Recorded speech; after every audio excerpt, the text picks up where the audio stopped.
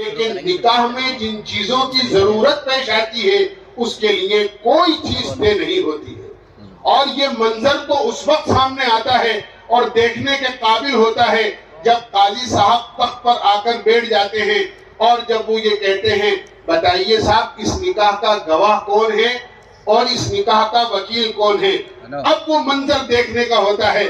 آئیے ان کو لے لو، آپ بن جاؤ، ان کو لے لو بھائی، آپ آ جاؤ، فلاں صاحب کو بلا لو۔ ایک عجیب کھیل ہوتا ہے، کوئی کہہ رہا میں نہیں بن سکوں گا، کوئی کہتا ان کو لے لو، کوئی کہتا ان کو لے لو، کوئی کہتا ان کو گواہ بنا دو۔ یعنی آپ نکاح اتنا بے حیثیت ہو گیا ہے کہ ہم نے ہر چیز کے آدمی طے کرے، لیکن اپنے بچے اور بچیوں کی شادی کے لیے یہ طے نہیں کیا کہ اس کا وکیل تو کون ہوگا اور ہمارے بچوں کی شادی میں گواہ کون ہوگا، تاکہ موقع پر وہ موجود رہیں اور موقع پر آسانی کے ساتھ نکاح نامے میں ان کے نام درج کر لیے جائیں۔ اس طرح کی بدنظمیاں اور بے نظمیاں ایک نہیں بلکہ کئی قسم کی ہوتی ہیں۔ ایک شادی سے پہلے میں نے عرض کیا جہیز، یہ تو کسی روایت میں سامان کا لینا یا اس کی امید رکھنا کہ لڑکی والا سامان دے گا، ارے لڑکی والا تو لڑکی دے رہا ہے، اپنی عزت دے رہا ہے آپ کو، اور پھر یہ امید رکھنا کہ ہاں صاحب لڑکی تو خیر دے ہی رہے ہو لیکن اور کیا دو گے۔ یہ بھی خوب بات ہے کہ لڑکی والا لڑکی بھی دے، سونے کا پلنگ بھی دے، کھانے پینے کے برتن بھی دے، استعمال کا فرنیچر بھی دے، آپ کو چلنے پھرنے کے لیے گاڑی اور سواری بھی دے۔ کتنا ظلم ہے اس لڑکی والوں پر جس سے لڑکے والے یہ امید رکھتے ہیں کہ یہاں سے ہمیں کوئی سامان ملے گا۔ اور دلیل اس بات کی دیتے ہیں کہ اللہ کے نبی علیہ السلام کی صاحبزادی حضرت فاطمہ کو بھی اللہ کے نبی نے سامان دیا تھا۔ یاد رکھیں انتہائی بھول ہے ان کی اور غلط فہمی میں ہے جو اس بات کو سمجھتے ہیں۔ حدیث پاک کا خلاصہ اور حدیث پاک کا مضمون یہ بتاتا ہے کہ حضرت علی رضی اللہ عنہ سے جب اللہ کے نبی نے پوچھا، ان کا پیغام جب آیا کہ تمہارے پاس کیا ہے، تو انہوں نے کہا میرے پاس تو کچھ نہیں ہے۔ اللہ کے نبی نے فرمایا وہ زرہ کیا ہوئی جو فلاں جنگ کے موقع پر تمہارے پاس تھی؟ کہنے لگے اللہ کے نبی وہ تو ہے میرے پاس۔ اس کو منگوایا گیا اور اس کو منگوا کر بکوایا گیا، اور جو اس کی قیمت آئی اس قیمت سے کچھ ضرورت کا سامان اس لیے منگایا گیا کہ حضرت علی کا کوئی ولی نہیں تھا، اللہ کے نبی ہی کی کفالت کے اندر وہ پلا کرتے تھے، اور گھر بھی نہیں تھا۔ ایک صحابی نے کہا میرے دو گھر ہیں، ایک میں رہتا ہوں، ایک گھر خالی پڑا ہوا ہے، کیا ہی اچھا ہو کہ علی اور فاطمہ رضی اللہ عنہما دونوں یہ اس مکان کے اندر رہ لیں۔ چونکہ نہ گھر تھا نہ در تھا، وہاں سامان کی ضرورت تھی، حضرت علی کی زرہ بکوا کر جو پیسے آئے اسی کا سامان گرہستی کا کچھ منگایا گیا۔ ایک چکی تھی، ایک بچھونا تھا، اور کوئی مشک تھی، اور کچھ اور سامان تھا، اور کچھ خوشبو تھی۔ لوگ یہ سمجھتے ہیں کہ اللہ کے نبی نے اپنی جیب خاص سے منگوایا، ہرگز ایسا نہیں کیا۔ دولہا ہی کے پیسے تھے جن کا یہ سامان منگایا گیا تھا۔ لہذا اگر کوئی سمجھتا ہے کہ باپ کے لیے جہیز دینا ضروری ہے تو یہ ہرگز مناسب نہیں۔ اس سے زیادہ پریشانی کی چیز یہ ہے کہ باقاعدہ شادی کے موقع پر جہیز دکھانے کا ایک رواج پڑ گیا ہے، یا 2 دن یا 3 دن پہلے باقاعدہ جہیز دینے کا ایک رواج کہ آج جہیز دیا جا رہا ہے، دعوت ہو رہی ہے، لڑکے والے جہیز لینے آ رہے ہیں، باقاعدہ محلے کے لوگوں کو بتایا جا رہا ہے جہیز پھیلا کر کہ دیکھیے ہم نے اپنی بچی کو یہ سامان دیا ہے اور ہماری بچی یہ سامان لے کر جا رہی ہے۔ اور ہم بھول جاتے ہیں کہ ہمارا محلہ صرف ہمارے جیسے مالداروں کا نہیں ہے، اس محلے میں وہ غریب آدمی بھی رہتا ہے، اور ہماری بچی کا جہیز دیکھنے کے لیے اس غریب آدمی کی بچیاں بھی آ رہی ہیں جن کا باپ روزانہ اپنا ٹفن لے کر چوکی پر جاتا ہے اور دن بھر انتظار کرتا ہے کوئی مجھے اپنی مزدوری پر رکھ لے، لیکن اس کے بڑھاپے کو دیکھ کر، اس کے ہاتھ پیروں کی کمزوری کو دیکھ کر کوئی اس کو مزدوری پر لے جانے کو تیار نہیں ہوتا۔ اور وہ اپنا وہ ٹفن جو کام کرنے کے دوران کھانے کے لیے گھر سے لے کر جاتا ہے، خالی ہاتھ وہ اپنا ٹفن جب شام کو یا دوپہر کو مزدوری نہ ملنے کی وجہ سے واپس لے کر لوٹتا ہے، اس کا ایک ایک قدم 10 کلو کا ہوتا ہے، اور اس کو شرم آتی ہے بغیر مزدوری کے میں اپنے گھر میں جا کر کیا منہ دکھاؤں گا، آج تو میرے گھر کا چولہا بھی نہیں جل سکے گا۔ جب اس کی بچیاں اس مالدار آدمی کی بچی کا جہیز دیکھتے ہیں، کیا ان کے دل پر آرے چلتے ہوں گے اور ان کا دل کتنا دکھتا ہوگا، کاش میرے باپ کے پاس بھی کچھ ہوتا تو میرا باپ بھی آج ہماری شادی کر دیتا، ہماری عمریں زیادہ نہیں ہوتی اور ہم 30 سال اور 35 سال کی نہیں ہو جاتی اگر ہمارے باپ کے پاس بھی کچھ جہیز دینے کے لیے ہوتا۔ یاد رکھیں، اگر ہماری اس فنکشن کی وجہ سے، ہمارے اس سامانوں کو دکھانے کی وجہ سے کسی غریب کی بچی کا دل دکھتا ہے اور اس غریب کی بچیوں کے لیے شادیاں مشکل ہو جاتی ہیں، یاد رکھیں اسی دن سے اللہ کی طرف سے آپ کے بچوں کے درمیان میں بجائے محبتیں ڈالنے کے اللہ کی طرف سے نفرتیں ڈالنے کا فیصلہ ہو چکا ہوتا ہے۔ اس لیے کہ آپ نے غریبوں کا دل دکھایا ہے، آپ اپنی بچی کو دے رہے ہیں تو آپ دکھانے کی کیا ضرورت ہے، نمائش کی کیا ضرورت ہے؟ آپ نے اپنی بچی کو بچپن میں دودھ پلایا تو آپ نے کہا بیٹا دودھ کسی کو دکھاتے نہیں ہے، خاموشی کے ساتھ میں آپ پی لو۔ بچی کو اچھا لقمہ آپ نے کھلایا، آپ نے چھپ کر کھلایا۔ آج بچی کو اپنے گھر سے رخصت کر رہے ہیں تو سامان دے کر دنیا کو کیوں دکھا رہے ہیں آپ؟ یہ انتہائی اسلام کے خلاف رسم ہے میرے بھائیوں، دوستوں، بزرگوں، ہمیں اسے بالکل چھوڑ دینا چاہیے، ہمیں اس سے باز رہنا چاہیے۔ اسی طرح میرے بھائیوں، دوستوں، بزرگوں، کچھ شادی کے بعد کی باتیں ہوتی ہیں، نکاح ہو گیا، شادی ہو گئی، شادی ہونے کے بعد میں صرف دولہا والوں کے ذمے کام ہوتا ہے کہ وہ اپنے شادی کے بعد میں، رخصتی کے بعد میں ولیمہ کر دیں۔ دلہن والوں کے ذمے واپس سے کسی دن دولہا والوں کو بلانا اور ان کی دعوت کرنا، کوئی ان کی ذمہ داری نہیں ہے۔ انہوں نے نکاح کر دیا، بچی رخصت کر دی، بچی چلی، بس دولہا والوں کے ذمے ہیں کہ وہ ولیمہ کریں اور ولیمے میں غریب اور امیر کو شریک کریں اور اپنا ولیمہ بھی سادگی کے ساتھ کریں۔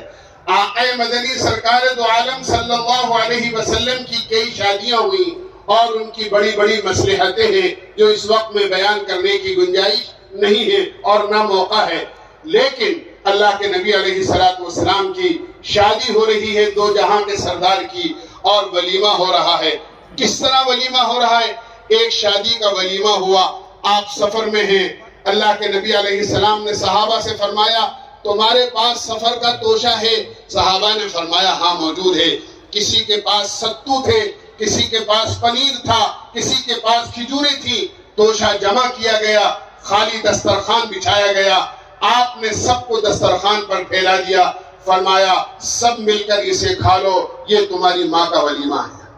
حضرت عائشہ رضی اللہ عنہا فرماتی ہے خدا کی قسم میں اللہ کے نبی علیہ السلام کی سب سے محبوب بیوی تھی، لیکن جب میری شادی کا ولیمہ ہوا نہ کوئی بکرا اور بکری ذبح ہوئی، بلکہ ایک دودھ کا پیالہ تھا جو اللہ کے نبی کی خدمت میں کہیں سے ہدیہ بھیجا گیا تھا۔ موجودہ صحابہ نے گھونٹ گھونٹ بھر کر اس پیالے سے دودھ پی لیا، یہی میری شادی کا ولیمہ تھا۔ لہذا پتہ چلا جیسی گنجائش ہو آسانی کے ساتھ، بغیر زیرباری کے، سادگی کے ساتھ لڑکے والوں کو اپنا ولیمہ کر دینا چاہیے۔ اسی طرح ایک بڑی ذمہ داری ہے کہ ماں باپ بچی کو یہ سبق دیں کہ اسے اپنے شوہر کے ساتھ اور سسرال میں کس طرح زندگی بسر کرنی ہے۔ باقاعدہ قرآن کریم میں، احادیث میں اللہ کے نبی علیہ السلام نے اور اللہ تعالیٰ نے قرآن کریم میں عورتوں کو سمجھایا ہے انہیں اپنے شوہر کے ساتھ کس طرح رہنا ہے۔ آپ نے مردوں کو سمجھایا ہے کہ مردوں کو اپنی بیویوں کو کس طرح رکھنا ہے۔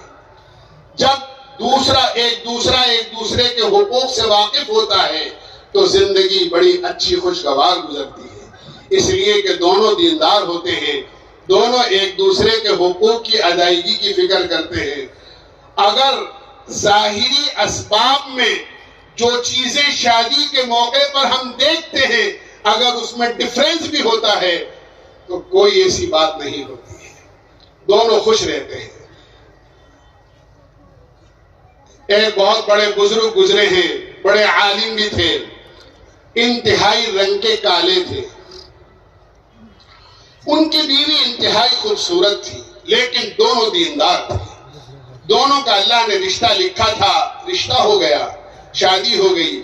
ایک دن دسترخوان پر بیٹھ کر دونوں کھانا کھا رہے تھے. بیوی نے اپنے شوہر سے کہا ہم دونوں جنتی ہیں. شوہر کہنے لگے بے شک بات تو صحیح ہے, ہم جنتی ہیں, ایمان والے, لیکن تم نے کس بنیاد پر کہا؟ کہنے لگی جب آپ مجھے دیکھتے ہیں تو اللہ نے مجھ جیسی خوبصورت بیوی آپ کو عطا فرمائی.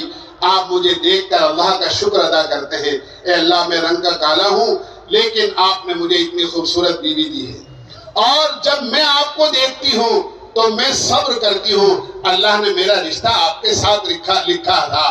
اور شکر کرنے والا بھی جنت میں ہے اور صبر کرنے والا بھی جنت میں ہے. دونوں میں کتنا ڈیفرنس ہے لیکن دونوں ایک دوسرے سے خوش ہیں اس لیے کہ دونوں میں دینداری ہے.